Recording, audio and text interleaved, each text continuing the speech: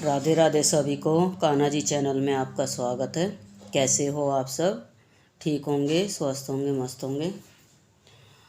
चलो जी, आज लेकर आई हूँ लक्ष्मी जी की कहानी। चलो सुनते हैं, आप सब भी आ जाइए। एक साहूकार था, उसकी एक बेटी थी। हर रोज़ पीपल सींचने जाती थी। पीपल में से एक लक्ष्मी निकलती थी और चली जाती थी। एक दिन लक्ष्मी जी ने साहूकार की बेटी से कहा कि तू मेरी सहेली बन जा। तब लड़की ने कहा, मैं अपने पिता से पूछ कर आऊँगी। जाकर पिताजी से पूछने लगी कि पिताजी सारी बात कही। पिताजी से बोले तो वह लक्ष्मी जी हैं, अपने को क्या है, अपने को क्या चाहिए। वह आई और कहा, सहेली बन जा। लड़की ने कहा, ठीक है, सहेली बन जाऊंगी, सहेली बन जाऊंगी। और दोनों सहेली बन गई। लक्ष्मी जी ने उनको खाने के लिए न्योता दिया। घर पर आकर लड़की ने अपने पिताजी से बोली कि मेरी सहेली ने मुझे खाने का न्योता दिया है। तब पिताजी ने कहा कि चली जा, पर घर समेट संभाल कर जाइयो। तो वह लक्ष्मी जी के यहाँ जिमने गई तो लक्ष्मी जी ने उसे साल दुसाले ओढ़ने के लिए दिया, रुपया पैसा परखने के लिए दिया, सोने की चौकी,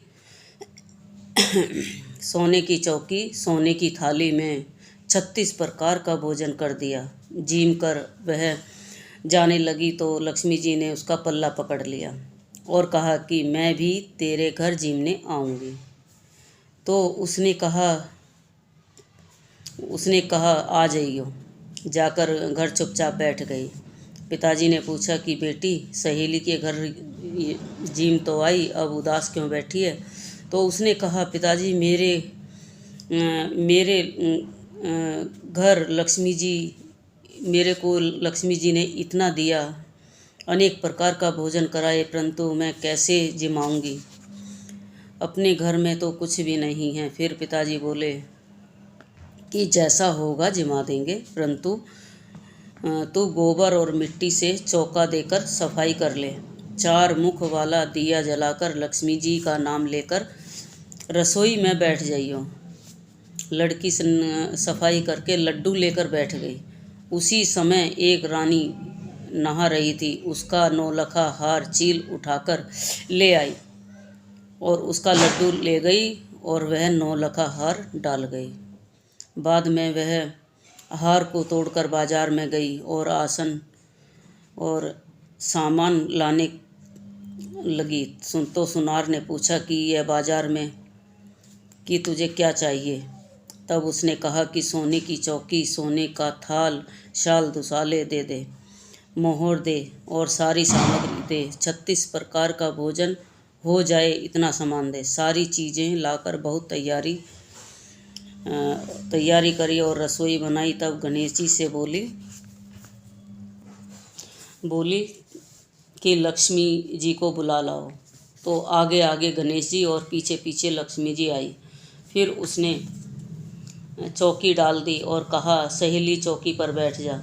तब लक्ष्मी जी ने कहा, सहेली चौकी पर तो राजा रानी भी नहीं बैठे, कोई भी नहीं बैठा, तो मैं कहाँ कि मेरे यहाँ तो बैठना पड़ेगा। मेरे माँ बाप, भाई भतीजे, मेरे पोते बहुएं क्या सोचेंगे, पड़ोसन क्या सोचेंगी? लक्ष्मी जी की सहेली पत्नी थी, 28 पीढ़ियों तक यहीं पर रहना पड़ेगा। तब लक्ष्मी जी चौकी पर बैठ गई।